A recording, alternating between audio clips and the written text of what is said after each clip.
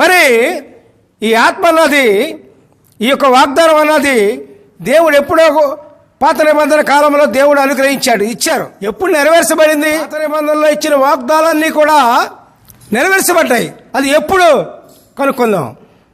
యోహాను 7వ అధ్యాయము 37-38 వచనాలు. ఆ పండుగలో మహాదినమైన అంత్యదినమున యేసు నిలిచి, ఎవడైనా దప్పిగొరిన యెడల నా యొద్దకు వచ్చి దప్పి తీర్చుకొని వలెను. చూసారా? దప్పిగొరిన యెడల అదే పైన చెప్తుంది. ఇక్కడ పైన మనం అనుకున్నది, చెప్పుకున్నది అదే, దేవుడు చెప్పింది అదే. దప్పిగొరిన యెడల. దప్పికొన్నారా? ఆత్మ లేక తప్పికొన్నావా? దాహం వేసి తప్పికొన్నావా? ఆత్మ తెలియక దప్పిగా కొనలేదా? ఏదో నిర్ణయించుకోండి మీరే. దప్పికొన్న వారి మీద ఆ పండుగ మహాదినమున అంత్యదినమున యేసు నిలిచి, ఎవడైనాను దప్పికొనిన యెడల నా యొద్దకు వచ్చి దప్పిక తీర్చుకొని వలెను.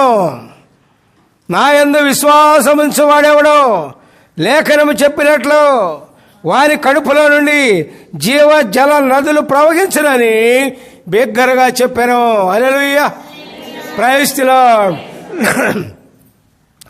ఆత్మ పాత నిబంధనలో ఇచ్చిన వాగ్దానాలన్నీ కూడా క్రీస్తు వలన నెరవేరినాయి. హల్లెలూయా, ప్రైజ్ ది లార్డ్. క్రీస్తు లేకపోతే, ప్రభు లేకపోతే, యేసయ్య లేకపోతే, దేవదేవుడు లేకపోతే పాత నిబంధనలో ఉన్న వాగ్దానాలన్నీ కూడా నెరవేరే కాదు ప్రియులారా.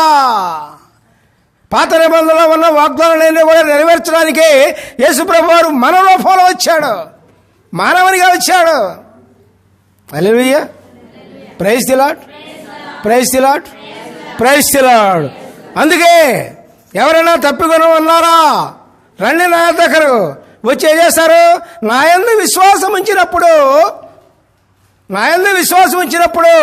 ప్రభునందు విశ్వాసం ఉంచినప్పుడు వారి కడుపులో నుండి జీవ జల నదులు ప్రవహిస్తాయి అని చెప్తున్నారండి. దేవునికి స్తోత్రం. Hallelujah, praise the lord.